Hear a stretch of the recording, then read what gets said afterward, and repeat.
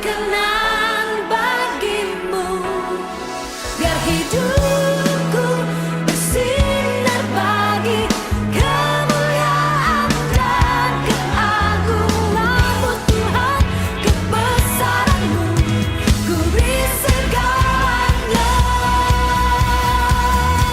ku beri yang terbaik hanyalah bagimu, hanya untukmu yang termulia, berkenan bagimu, biar hidupku bersinar bagi kemuliaan dan keagungan-Mu Tuhan, kebesaran-Mu ku beri segalanya,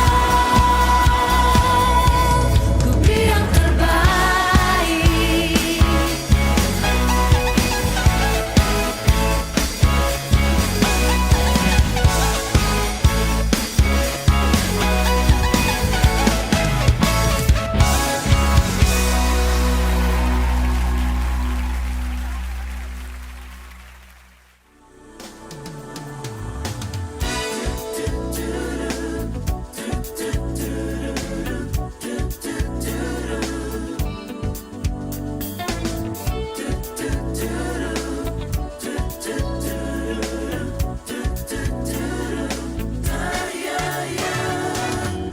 Dari utara ke selatan terdengar pujian bagi Allah.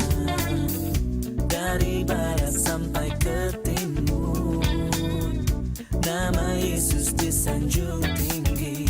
Dari pulau-pulau, lembah-lembah, gunung-gunung yang tinggi, oh, oh, oh, oh. Kemuliaannya disaksikan, kebesarannya diceritakan.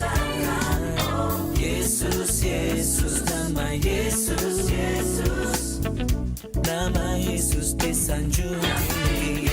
Dari pulau-pulau, lembah-lembah, gunung-gunung yang tinggi. Allah ku dahsyat berkuasa, seluruh bumi sujud menyembah, tinggikan nama-Mu. Allah ku dahsyat berkuasa, seluruh bumi sujud menyembah, tinggikan nama-Mu.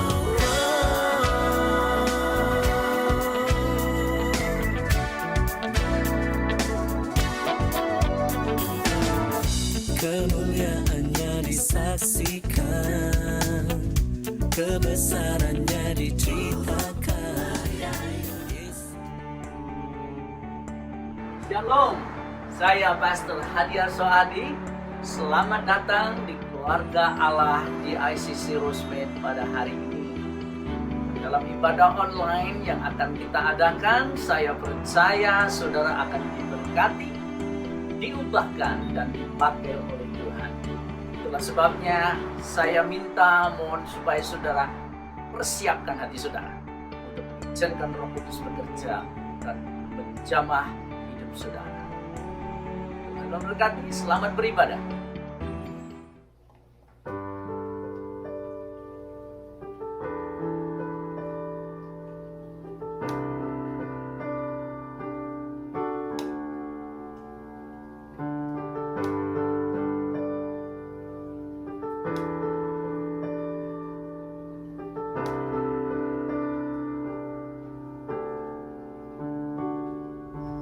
Kau kekuatanku,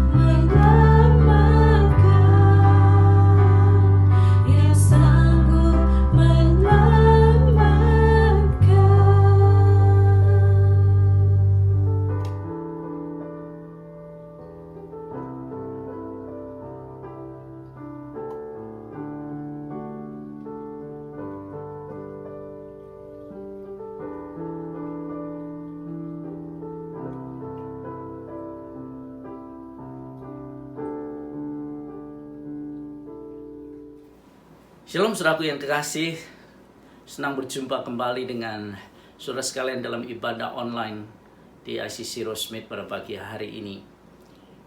Sebelum saya melanjutkan pemberitaan firman Tuhan yang saya akan ambil dari Kisah Rasul pasal yang ke-16 ayat yang ke-19 sampai 34, mari kita berdoa terlebih dulu.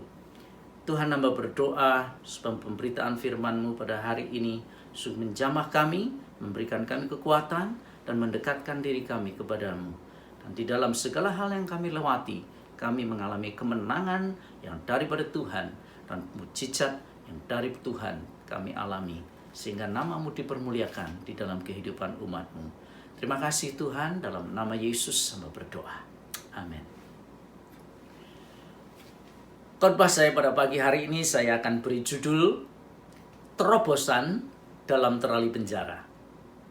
Seperti saya tadi katakan, saya akan ambil dari Kisah Para Rasul pasal yang ke-16 ayat yang ke-19 sampai 34. Saudara yang kekasih, sampai hari ini saya belum menemukan seorang yang memiliki hari-hari yang sempurna, di mana tidak ada hari di dalam hidupnya yang sedih, pedih,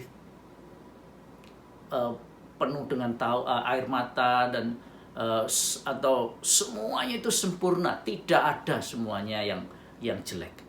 Selalu baik, lancar semua, selalu beres dari lahir sampai dia meninggal. Memang nggak ada hari yang demikian, saudaraku, kenyataannya. Jadi tidak ada hari yang sempurna, itu tidak ada.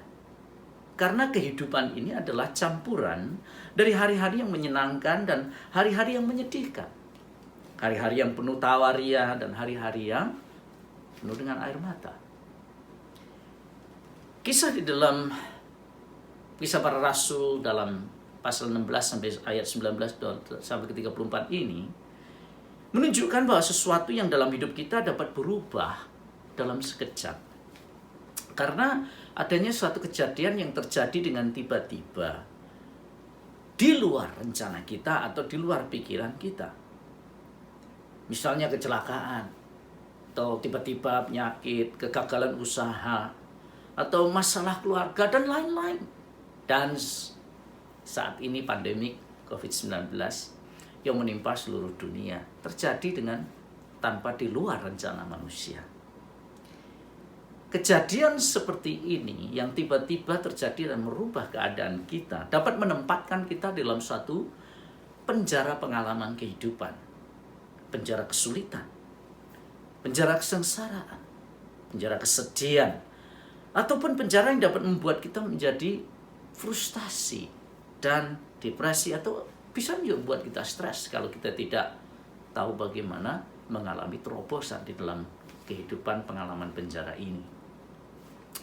Apa yang terjadi dengan Paulus dan Silas itu seperti yang tadi saya gambarkan. Karena mereka tidak menyangka bahwa mereka akan tercebur dalam suatu penjara kesulitan. Hari sebelumnya mereka mengalami kuasa Tuhan yang luar biasa, namun hari berikutnya mereka dimasukkan di dalam penjara.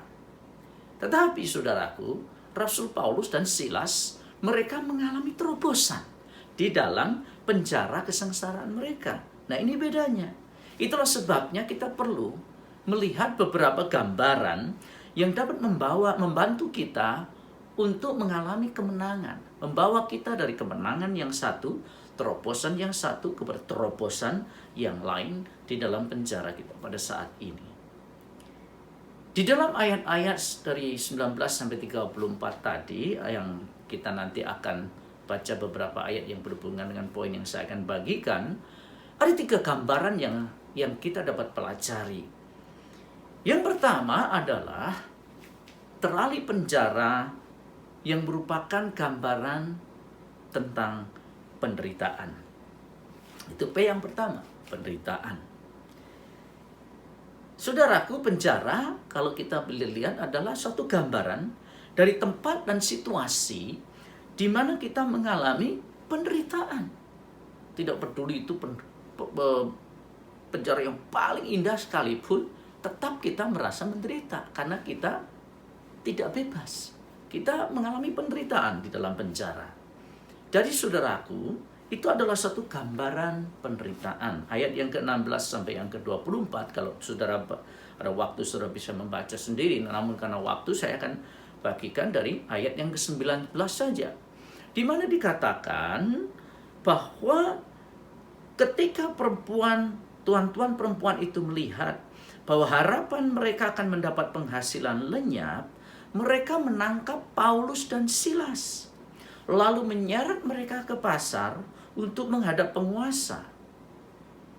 Saudaraku, kalau saudara lihat, Paulus dan Silas tidak melakukan kesalahan apa-apa.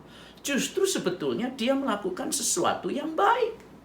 Karena dia melepaskan seorang wanita yang dirasuk oleh roh tenung dari kuasa cengkeraman iblis.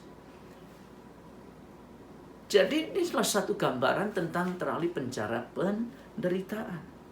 Nah, ada dua hal yang menyebabkan kita menderita atau mengalami masalah. Yang pertama adalah karena penderitaan itu bukan karena kesalahan kita. Seperti yang dialami oleh Rasul Paulus dan Silas ini, di mana mereka dituduh menyebabkan kerugian yang besar. Karena mereka mengusir setan atau roh jahat dari seorang perempuan yang mempunyai roh tenung. Nah, perempuan ini atau dikuasai oleh orang-orang yang mengambil keuntungan dari dia, dari roh tenungnya itu untuk mendapatkan pendapatan. Dan perempuan itu menghasilkan banyak pendapatan bagi tuan-tuannya. Jadi tuan-tuan perempuan ini tidak suka. Itulah sebabnya tuan-tuan dari perempuan ini menuduh Rasul Paulus dan Silas melakukan suatu kejahatan yang besar. Dan mereka membawa Rasul Paulus dan Silas ke tengah lapangan, ke tempat umum. Mereka mendera dan mencambuki Rasul Paulus dan Silas. Dan kemudian melemparkan kedua hamba Tuhan ini ke penjara. Penderitaan yang mereka alami bukan karena kesalahan mereka, saudara. Mungkin kita juga mengalami penderitaan yang sama. Mungkin kita juga mengalami masalah yang sama. Mengalami musibah, kecelakaan bukan karena kesalahan kita, tapi karena kesalahan orang lain. Kita rugi bukan karena kesalahan kita, tapi karena ditipu orang lain. Apapun kejadiannya, kita belajar bahwa Tuhan tetap menguasai segala keadaan kita. Kita harus tetap percaya bahwa Tuhan tetap menyertai kita. Dan tetap yakin bahwa Tuhan tetap mengerjakan dan menyempurnakan rencananya atas kehidupan kita. Itulah sebabnya Rasul Paulus di dalam Roma 8 ayat 28 mengatakan segala sesuatu bekerja bersama-sama mendatangkan kebahagiaan bagi orang yang mengasihi Tuhan. Jadi walaupun bukan karena kesalahan kita, tetap percaya dan yakin Tuhan tetap menguasai kehidupan kita. Yang kedua, penderitaan terjadi karena kesalahan kita sendiri. Nah, apa yang terjadi kalau kita mengalami penderitaan karena kesulitan kita sendiri? Kita belajar dari kehidupan Daud. Dari 2 Samuel pasal yang ke-11, bagaimana kita melihat dan belajar dari kehidupan Daud untuk menyerahkan hidupnya kepada Tuhan pada waktu dia melakukan dosa perzinahan dengan Batsheba. Dia datang kepada Tuhan dengan hati yang hancur, dengan hati yang bertobat. Nah, masalahnya banyak orang karena kita sudah mungkin terbiasa dengan hal-hal tertentu dan malu dan segala macam, kita tidak mau mengakui dosa kita. Belajar dari Daud, dia mengakui dosanya, dia bertobat, dan apa yang dilakukan, saudaraku, dia mengatakan demikian, aku menyerahkan diriku kepada Tuhan. Karena apa? Dia mengenal bahwa Tuhan adalah Tuhan yang bermurah hati. Saudara yang kekasih, pada waktu dia mengakui kesalahannya dan bertobat dari kesalahannya, Tuhan memulihkan kehidupannya. Tuhan memberikan kepada dia seorang anak yang menjadi raja yang sangat terkenal, yaitu Raja Salomo. Raja Daud dia mengenal siapa Tuhan itu. Dia memiliki persekutuan pribadi bahwa Tuhanlah yang menunjukkan kasih karunia dan kebaikan kebenaran selama-lamanya.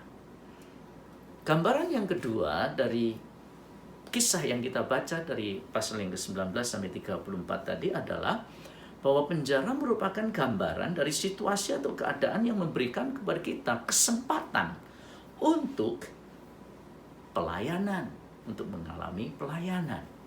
Ayat yang ke-25 dikatakan di situ, saudaraku, saya akan bacakan, di mana ayat yang ke-25 dikatakan demikian. Tetapi kira-kira tengah malam, Paulus dan Silas berdoa dan menyanyikan puji-pujian kepada Allah, dan orang-orang hukuman lain mendengarkan mereka. Luar biasa. Paulus dan Silas mengalami kesakitan karena dia dilemparin batu, dicambukin, saudaraku, dan didera. Dan bahkan mereka dalam keadaan di mana sebetulnya mereka perlu mendengarkan atau menerima kata-kata yang menguatkan mereka dari orang lain. Namun justru di sel penjara yang paling dalam mereka tidak mengalami siapa-siapa karena mereka sendirian berdua saja, saudaraku. Tidak ada orang-orang yang menghibur mereka, tetapi mereka sangat mengenal siapa Tuhan yang mereka layani. Mereka mengenal Allah yang dapat memberikan kepada mereka kekuatan pribadi. Mereka mendapatkan pelayanan pribadi dari Tuhan. Bagaimana mereka mendapatkan pelayanan pribadi dari Tuhan? Melalui doa. Mereka berdoa. Dan saya percaya bahwa doa mereka tidak penuh dengan omelan. Mereka katakan, Tuhan kenapa sih aku sudah melayani engkau kok sekarang orang nggak peduli sama saya. Aku malah dicambukin, saya tambah didera dan segala macam. Bukan dengan doa yang penuh dengan hal-hal yang negatif. Tapi saya percaya doa mereka penuh dengan ucapan syukur. Penuh pengakuan akan kemuliaan dan keagungan Tuhan.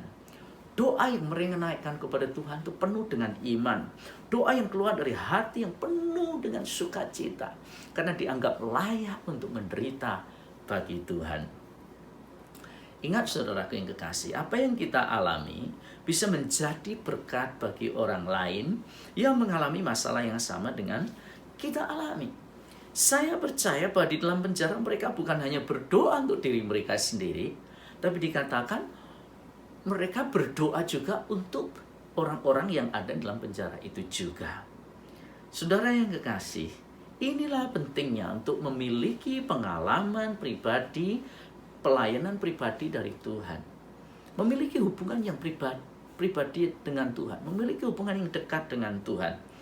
Maka dari relasi yang kita miliki dengan Tuhan ini, kita mengalami kuasa Roh Kudus bekerja di dalam kehidupan kita, menguatkan kita dan memberikan kepada kita kekuatan untuk mengalami kemenangan di dalam situasi kita. Dan bahkan kita menjadi berkat bagi orang-orang sekeliling kita. Yang kedua, saya percaya bahwa mereka mengalami pelayanan dari Tuhan melalui pujian dan penyembahan.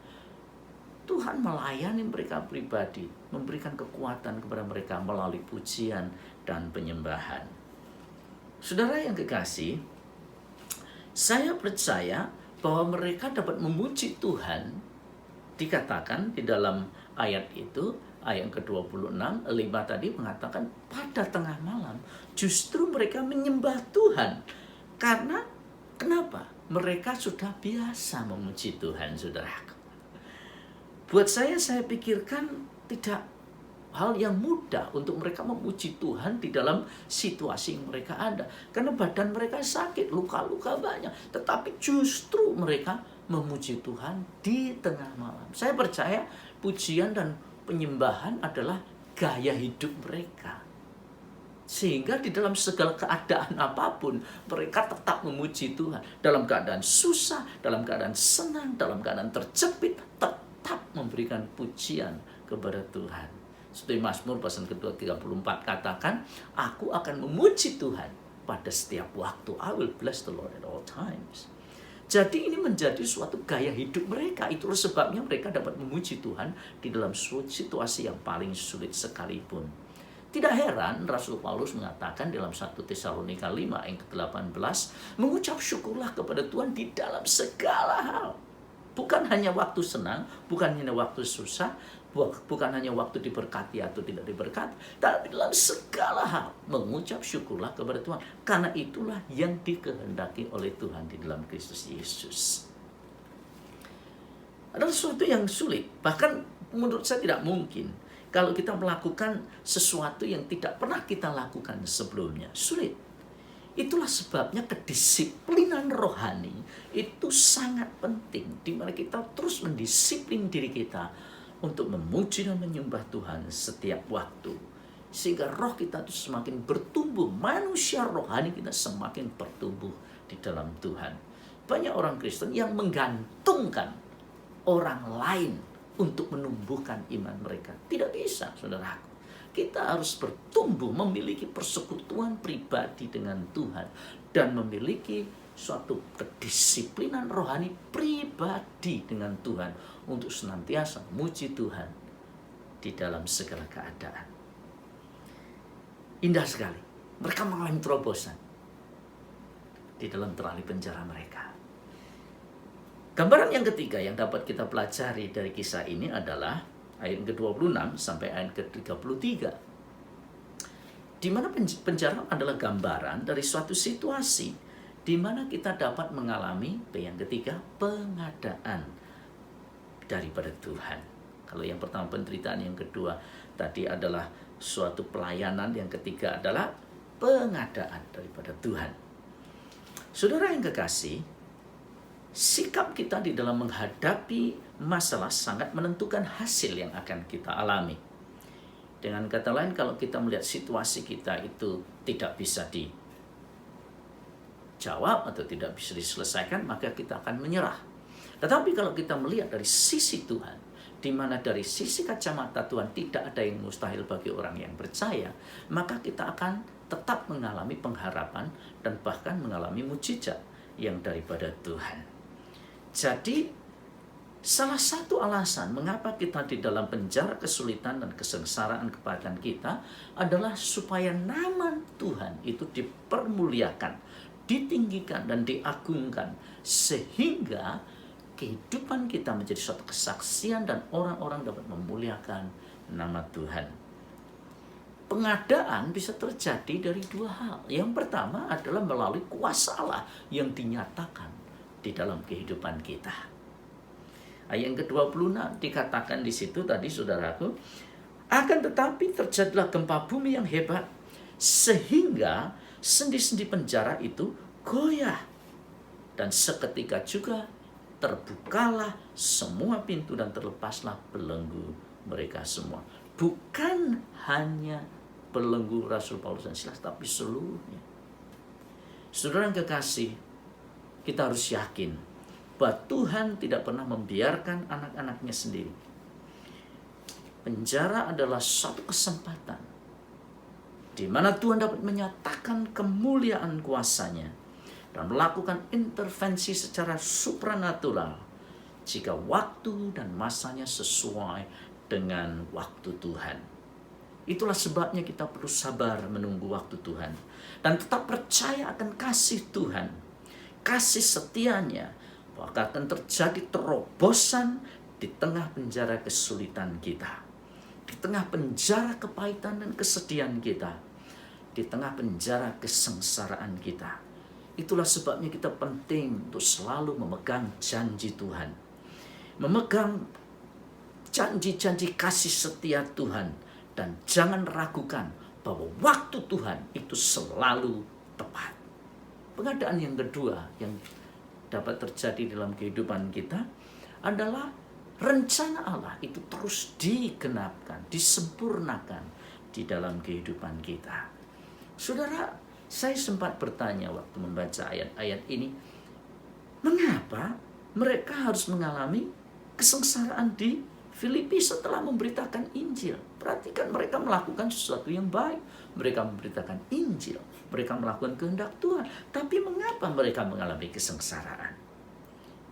apakah mungkin mereka mengalami kesengsaraan itu supaya kepala penjara di Filipi berisi seluruh keluarganya diselamatkan. Dan kalau saudara membaca hasil daripada kesulitan yang Paulus dan Silas alami, maka saudara akan melihat bagaimana rencana digenapi, rencana Allah itu digenapi. Melalui kesulitan itu, kepala penjara dapat bersaksi kepada banyak orang-orang di pemerintahan. Ayat yang ke-35 sampai ayat ke-39 saudara bisa baca. Dan juga di dalam ayat yang ke-40, jemaat Tuhan, umat Tuhan di kota Filipi semakin dikuatkan melalui kesengsaraan yang dialami oleh Rasul Paulus dan Silas. Saudaraku yang kekasih, saya percaya bahwa segala sesuatu terjadi agar rencana Allah digenapi di dunia ini atas gerejanya, sehingga nama Tuhan semakin dipermuliakan dan diagungkan.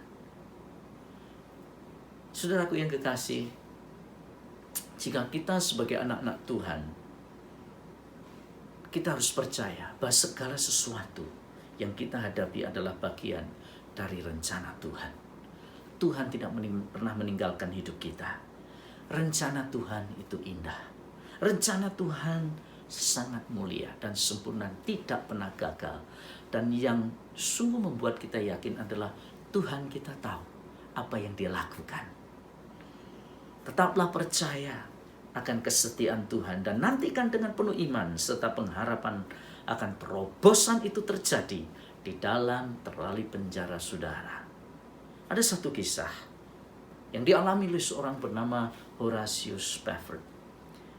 Horatius Spafford, dia mengalami musibah. Bisnisnya habis kebakar semua di kota Chicago pada saat itu. Segala sesuatu yang dia miliki habis. Dan supaya dia itu untuk memulai hidup baru, dia mengirim istri dan ketiga anak perempuannya yang masih muda-muda ke Eropa. Pergi ke Perancis, menyeberang lautan Atlantik. Dan dari perjalanan Chicago sampai ke Perancis dengan naik kapal, saudaraku, dia buat mereka naik satu kapal yang besar, yang indah supaya aman.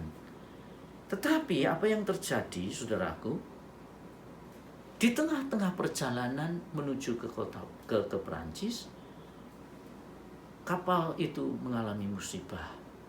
9 hari kemudian, istri daripada Horatius Spafford mengirim telex kepada Mr. Spafford mengatakan, musibah terjadi. Kapal kami menjadi karang, tenggelam, dan anak-anak meninggal semuanya. Horatius Spafford sangat sedih. Kemudian, saudaraku yang kekasih, dia menyusul istrinya ke Perancis, kembali untuk menjemput istrinya kembali ke Amerika. Dan pada waktu dia melewati tempat yang sama di mana anak-anaknya tenggelam melalui kapal yang mereka naiki sebelumnya, Horatius Spafford dia mengambil secari kertas dan dia menuliskan lagu yang dimana dia menuliskan lagu yang berkata demikian, when peace like a river, kalau damai sejahtera seperti air, seperti saluran sungai memenuhi hatiku, kalau kepedihan yang dalam itu seperti ombak yang menenggelamkan saya. Apapun bagian saya ya Tuhan, Engkau sudah mengajar saya untuk mengatakan, nyamanlah jiwaku. It is well with my soul. Bagi Horatius Spafford untuk mengatakan demikian perlu iman yang kokoh. Saudaraku, nyanyian lagu ini menjadi berkat buat seluruh orang percaya di seluruh dunia ini. Pada dalam segala hal, Tuhan itu tetap bertahta. Akhir kata, biarlah jadikan penjara kesedihan, penjara kesulitan, penjara kesengsaraan Anda menjadi penjara kepujian, menjadi penjara penyembahan, dan menjadi penjara keagungan kepada Tuhan. Maka saudara akan mengalami terobosan dalam penjara kehidupanmu. Amin. Tuhan hamba berdoa, firman-Mu ini memberikan terobosan di dalam setiap kehidupan umat-Mu dan setiap orang yang mendengarkan firman-Mu pada hari ini. Di dalam nama Yesus Kristus. Amin. Ku temukan kasih yang sejati tiada pernah berubah, hanya di dalam-Mu, Yesus Tuhanku. Kasih yang telah Kau beri melebihi segala yang terbaik dalamku, tak berkesudahan, kekal selamanya. Diriku bawa kepadamu, hidupku sebagai persembahan. Terimalah pujian dari hatiku, hanyalah untuk-Mu. Ku beri yang terbaik, hanyalah bagi-Mu, hanya untuk-Mu yang termulia. Berkenan bagi-Mu, ya hidupku bersinar bagi kemuliaan dan keagungan-Mu Tuhan, kebesaran-Mu, ku beri segalanya. Ku beri yang terbaik.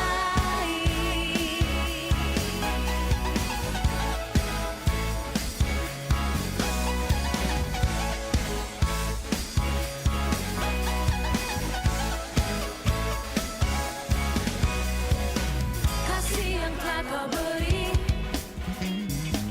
melebihi segala yang terbaik dalamku, tak berkesudahan, kekal selamanya.